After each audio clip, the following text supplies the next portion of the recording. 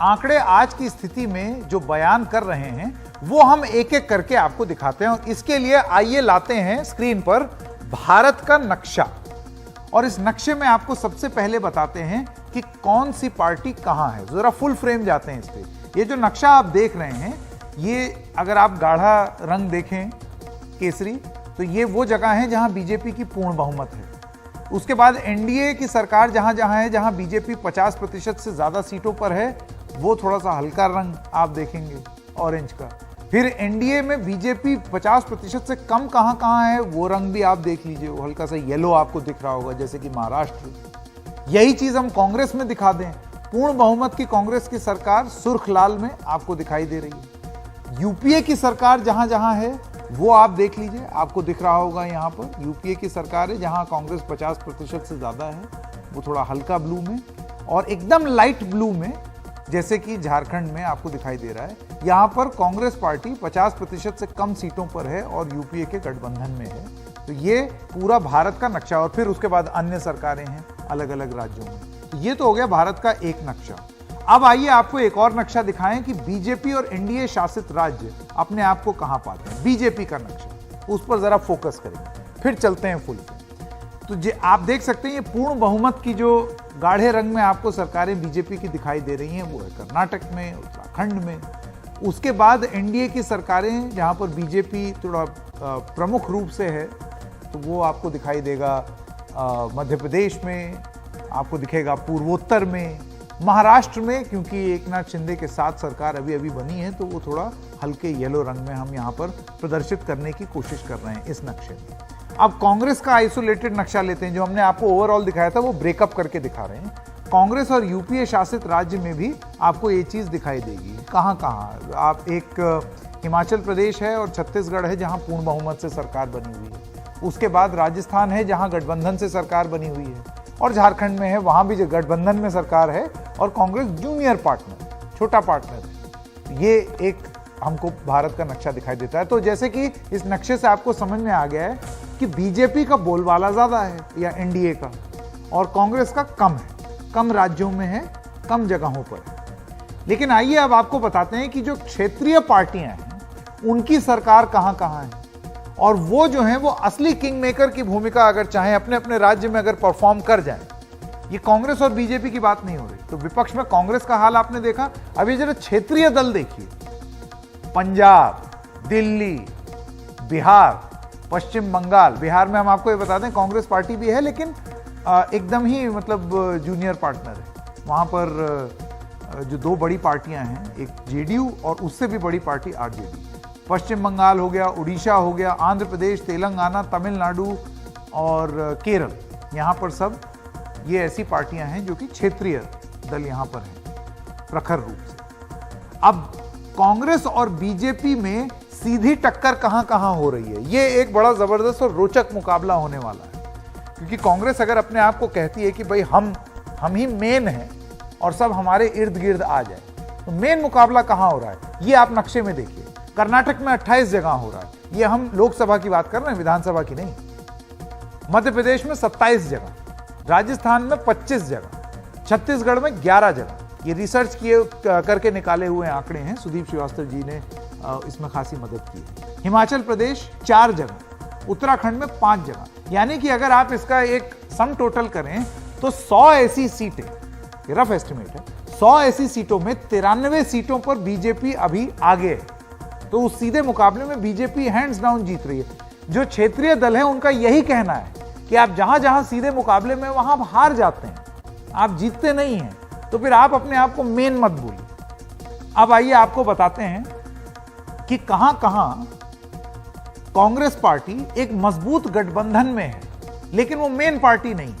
तमिलनाडु और पुदुचेरी में, झारखंड में, महाराष्ट्र में, यहां पर ये जितने टोटल एमपीज की सीट है वो सब वो लिखी हुई है। ये जो आप देख रहे हैं स्क्रीन पर, ये टोटल पूल है कि इस राज्य से कितने सांसद लोकसभा के चुन के आते हैं। बिहार में 40, असम से 14, जम्मू कश्मीर में 6, उत्तर पूर्व के जो और राज्य हैं 6 और राज्य, वहां पे 10। तो यहां 172 सीटें जो हैं उसमें बीजेपी गठबंधन 83 सीट पर आगे, यानी कि बीजेपी की परफॉर्मेंस कांग्रेस के मुकाबले और कांग्रेस के गठबंधन के मुकाबले इन सब जगहों पर इस तरीके की है। अब आइए आपको बताते हैं कि जो 3 कॉर्नर फाइट है, तिकोनी लड़ाई, वहां पर कांग्रेस कहां तीसरी खिलाड़ी है, थर्ड प्लेयर। यानी कि अगर वो गठबंधन मेन पार्टी से कर ले तब तो शायद कुछ बात बने भी।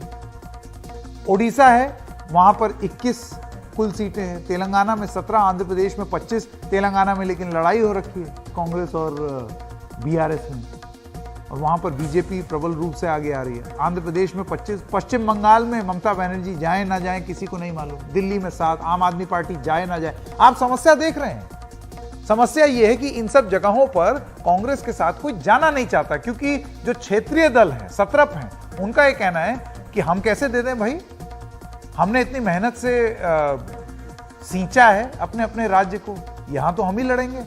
तो यहां 112 में से बीजेपी 37 सीटों पर, यानी कि रीजनल प्लेयर्स ज्यादा मजबूती से अपना गढ़ बचाए हुए हैं कांग्रेस के मुकाबले, जहां कांग्रेस और बीजेपी की लड़ाई होती है।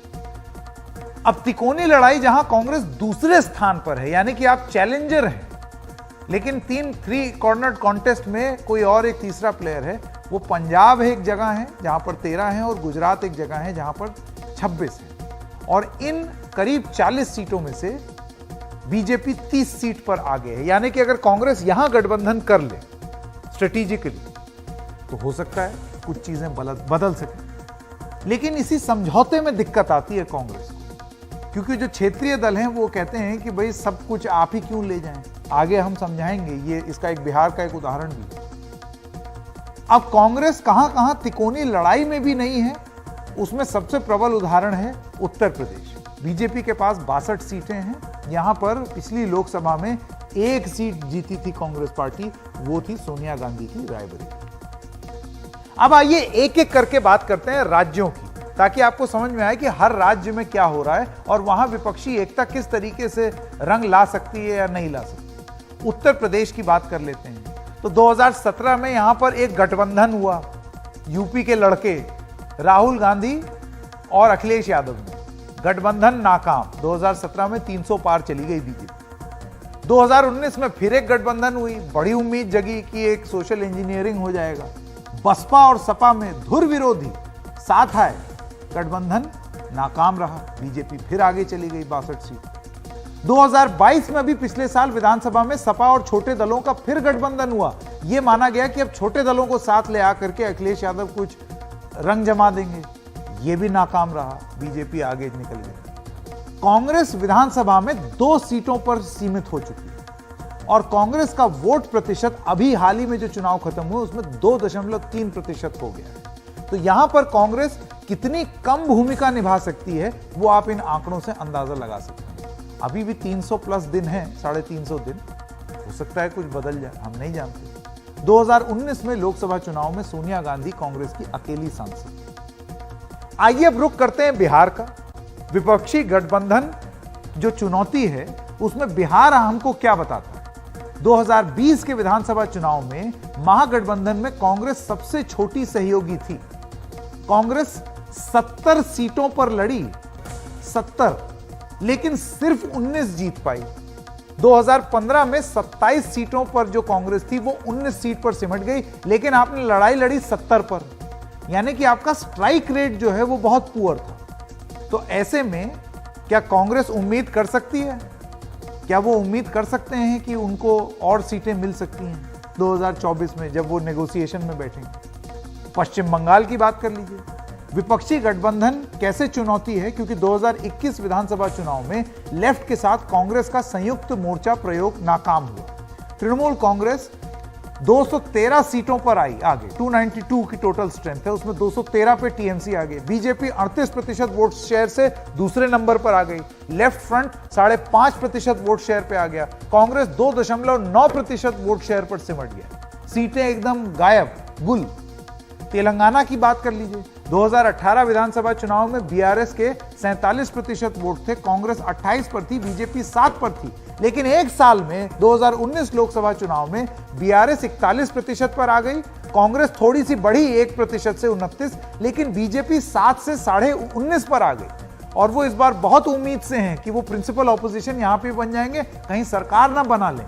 इस तरीके की तैयारी बीजेपी अपना कर रही है। बीआरएस गैर बीजेपी गैर कांग्रेस गठबंधन की कोशिश में है, लेकिन जिस तरीके के यहां पर आंकड़े हैं, अगर ये कांग्रेस और बीआरएस साथ में आ जाते हैं तो क्या वो बीजेपी को तेलंगाना में आने से रोक सकते हैं? और क्या ये प्रैक्टिकल कदम बीआरएस और कांग्रेस पार्टी तेलंगाना में उठाएगी?